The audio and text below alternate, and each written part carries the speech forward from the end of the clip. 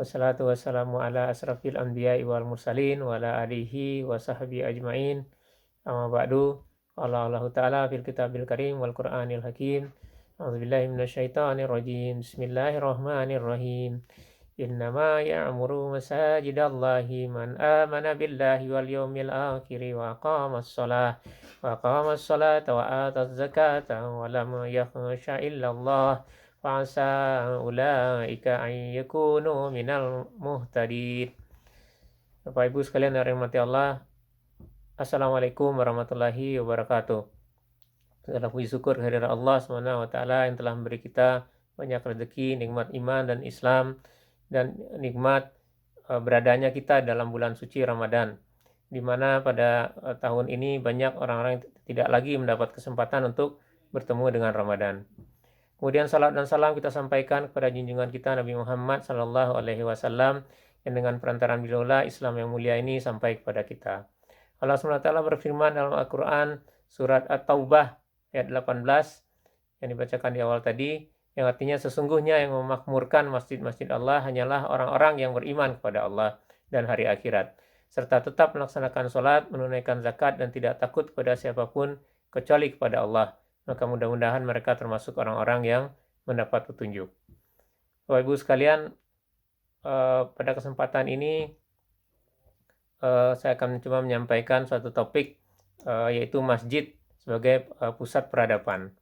Allah SWT berfirman dalam Al-Quran surat At-Taubah sebagaimana dibacakan tadi, dan sebagaimana dijelaskan oleh Imam Ibnu Katsir rahimahullah dalam tafsir beliau, di mana beliau menyebutkan sebuah hadis dari Abu Sa'id Al-Khudri radhiyallahu anhu bahwa Rasulullah SAW bersabda, "Iza ra'aitumur rajula ya'tadul masjidah fashhadu lahu bil iman."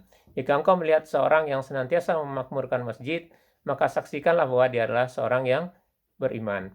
Hal-hal yang tercakup dalam ya'tadul masjid atau memakmurkan masjid ini perlu kita bahas lebih lanjut. Dalam lintasan sejarah, kita akan menemukan bahwa hal yang pertama dilakukan oleh Rasulullah SAW saat hijrah dari Makkah ke Madinah adalah membangun masjid, yaitu Masjid Quba dan Masjid Nabawi.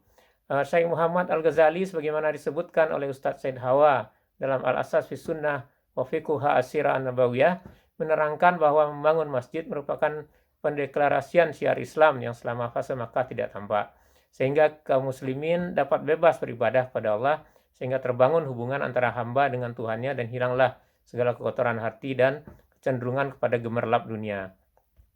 Bapak Ibu sekalian, lebih lanjut, Dr. Mustafa As-Sibai berpendapat bahwa dibangunnya masjid dari awal ketika Rasulullah SAW hijrah menunjukkan bahwa masjid memiliki kedudukan yang sangat penting dalam Islam, yang mana seluruh ibadah dalam Islam berfungsi mensucikan jiwa, memperindah akhlak, dan mengokohkan saling tolong-menolong sama umat Islam. Sebagaimana hal itu tercermin sangat jelas dalam salat berjamaah, salat Jum'ah, dan salat Id. Semua ini merupakan media konsolidasi edukasi yang selanjutnya menjadi landasan gerak ekspansi umat Islam ke semua tempat seluruh penjuru dunia. Lebih jelas lagi, Syekh Saifur Rahman Al-Mubarakfuri menjelaskan dalam kitab beliau Ar-Rahiqul Maktum bahwa masjid yang dibangun oleh Rasulullah SAW bukan hanya sebatas untuk sholat 5 waktu, akan tetapi layaknya sebuah kampus di mana seluruh kaum muslimin dapat mengakses ilmu-ilmu yang berkaitan dengan ajaran Islam. Adapun mahasiswa yang sangat fokus mengkaji Islam secara terukur dan terstruktur atau tafakuh, pada waktu itu disebut dengan Ahlul Suffah. Bapak Ibu sekalian yang dirahmati Allah, pada periode selanjutnya kita akan menemukan bahwa universitas-universitas Islam yang ternama sudah lahir jauh, bahkan sebelum Oxford University yang sangat terkenal ya di Inggris, yang mana Oxford University itu baru berdiri tahun 1263 Masehi. Sedangkan universitas Islam tertua di jagat raya ini telah berdiri jauh sebelum kampus-kampus di barat ada. Misalnya di Maroko ada Universitas Qarawiyyin berdiri tahun 859 Masehi, diinisiasi oleh mereka yang berasal dari Qairawan atau Tunisia. Kemudian ada Universitas Al-Azhar. Universitas Al-Azhar berdiri sejak 969 Masehi pada zaman dinasti Fatimiyah. Kemudian ada Universitas Sankore di Timbuktu, Mali, berdiri tahun 989 Masehi. Uh, Universitas Sankore ini pada abad ke-12 ya, jumlah mahasiswanya sudah mencapai 25.000, walaupun penduduk Timbuktu pada waktu itu hanya 100.000 jiwa. Dengan kata lain, Universitas Oxford baru berdiri sementara Universitas Sankore sudah dipenuhi oleh para mahasiswa dari berbagai kalangan.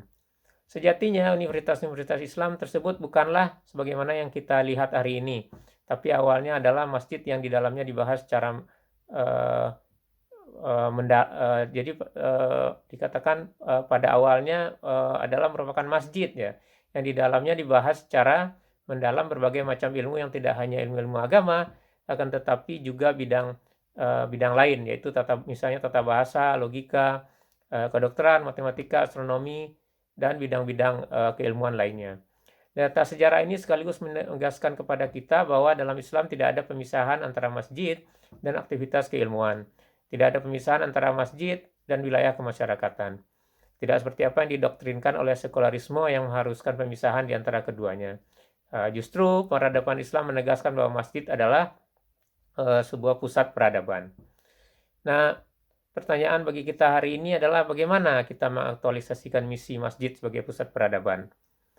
Bapak Ibu sekalian yang dirahmati Allah, salah satu kiatnya adalah dengan mengambil contoh dan pelajaran Nabi Muhammad SAW dan para sahabat dalam memakmurkan Masjid Nabawi.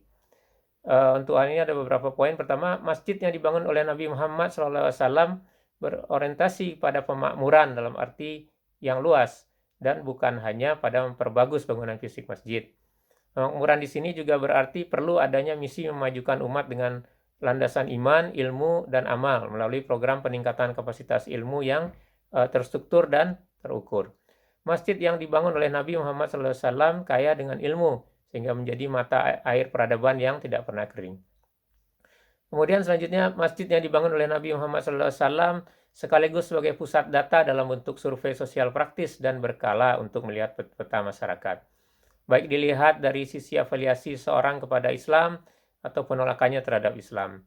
Kemudian untuk juga dapat melihat siapa jamaah yang sehat, siapa yang sedang sakit, kemudian siapa jamaah yang sedang dalam kesulitan, dan siapa yang sedang lapang, serta berbagai lini kehidupan lainnya. Secara otomatis bisa dilihat progres dan dinamikanya di masjid. Kenapa bisa demikian? Karena basis data masjid bisa terus-menerus diupdate 5 kali dalam sehari ketika sholat wajib dilaksanakan dengan datangnya jamaah gitu ya, sholat masjid. Dengan adanya peta masyarakat yang jelas, maka penyusunan program-program masjid akan sangat terbantu, menjadi lebih terstruktur. Kemudian poin selanjutnya, masjid adalah kampusnya kaum muslimin, yang dari situ seluruh kaum muslimin mendapatkan pendidikan yang merata, yang berorientasi bukan hanya kepada sahla ijazah, tapi berorientasi kepada membangun peradaban umat manusia yang berdasarkan iman, ilmu, dan amal. Dengan demikian, masjid sudah seharusnya mampu memfasilitasi berbagai lapisan masyarakat, sehingga terciptalah budaya cinta ilmu yang dengannya lahirlah manusia-manusia yang beradab. Bapak Ibu sekalian dirahmati Allah, selain hal di atas, satu hal lagi yang diperlukan adalah adanya kerjasama antara masjid-masjid yang ada dalam menjalankan program-program yang ada, sehingga semua itu bisa dilakukan secara sinergis, secara terstruktur, terukur, terprogram, dan terarah untuk kebaikan umat. Bapak Ibu sekalian, semoga dengan semua itu Allah SWT memberikan keberkahan dunia akhirat bagi umat Islam khususnya dan umat manusia pada umumnya. Amin amin ya rabbal alamin. Baik Bapak Ibu sekalian, kita sudahi kesempatan kali ini dengan menyampaikan salawat kepada Nabi Muhammad SAW dan doa kita, Allahumma salli ala sayyidina Muhammadin abdika nabiyika rasulika nabiyil ummi wa ala alihi wa sahbihi wa sallim tasliman adada ma tabi ilmuk wa khatta bihi qalamuk wa asahu kitabuk wa dallahumma an sadatina Abu Bakri wa Umar wa Utsman wa Ali wa anis sahabati ajmain wa anit tabi'ina wa tabi'ihim bi ihsanin ila yaumiddin. Subhana rabbika rabbil izzati amma yasifun wa salamun alal mursalin walhamdulillahi rabbil alamin. Semoga bermanfaat dan kurang lebihnya kami mohon maaf.